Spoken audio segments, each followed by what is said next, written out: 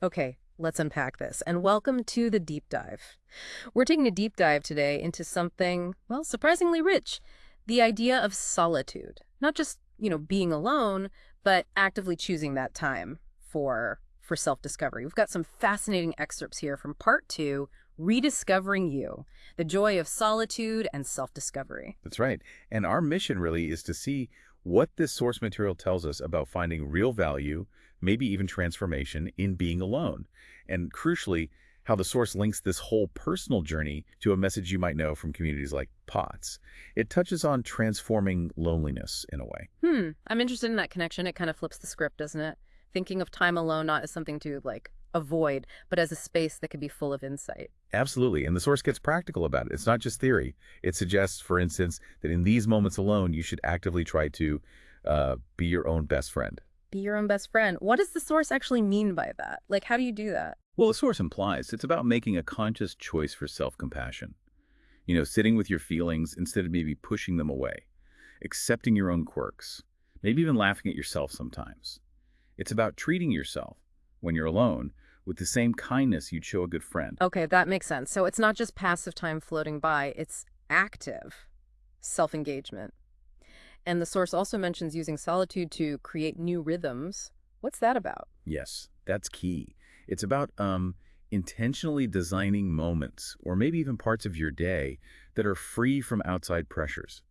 Finding your own natural pace, maybe building routines that actually nourish you, rather than just constantly reacting to the world or the need to be productive, letting your inner clock guide you a bit more. So carve out the time and then use it intentionally. Right. And here's where it gets really interesting for me. The source actually lists the treasures it says you find when you do this. It does. It talks about finding clarity. The source says that the people-pleasing fog lifts. And that lets you see what genuinely matters to you, separate from what everyone else expects. The people-pleasing fog. I like that phrase. So without all that noise, you can finally hear yourself think. What else? What other treasures does it mention? It points towards creativity. Makes sense, right? When your mind has space to just wander, free from constant interruption, ideas that might normally stay buried can actually, surface and develop. And healing. The source brings up healing too. How does being alone help with that? The source suggests that the quiet gives you a chance to maybe confront gently some old wounds or address emotional needs that just get shoved aside in the daily rush. It's about allowing yourself the time, the space to actually feel and process things. That feels pretty profound. And the last one it lists is confidence. How does solitude build confidence according to the source? Right. So the source basically argues that as you spend time discovering and importantly accepting who you are when you're just with yourself, your core sense of self gets stronger. And when you really know yourself, that need for external validation starts to shrink. And maybe you worry less about what others think. It all seems connected, doesn't it? Knowing yourself leads to confidence, which comes from that clarity you find in the quiet. The source is very clear on this point, though. This isn't isolation, it's exploration. Yeah, that distinction is vital. Choosing solitude, as the source presents it, isn't about hiding from the world. It's not avoidance. It's more like actively exploring your inner world.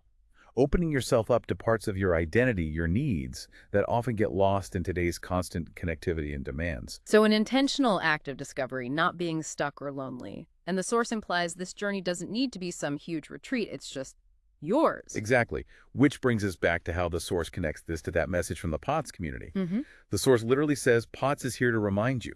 You're not broken. You're not behind. You're simply becoming. Ah, okay. So the source uses that specific message to frame this whole idea of solitude.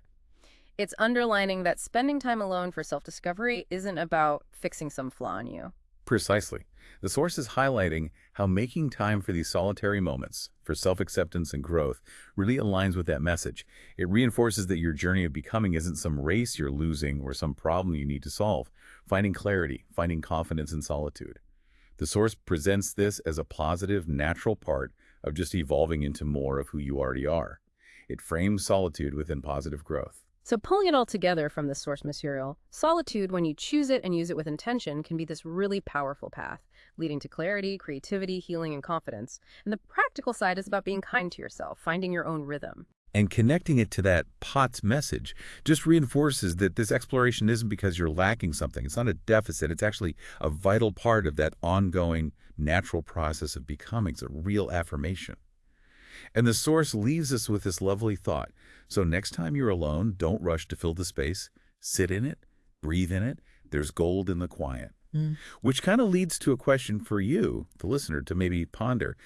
If there really is gold in the quiet, what small moment of solitude could you choose to sit in today? Not to escape, but maybe just to discover a little bit more of yourself. That's a great thought to end on. Gold in the quiet. Thank you for joining us for this deep dive.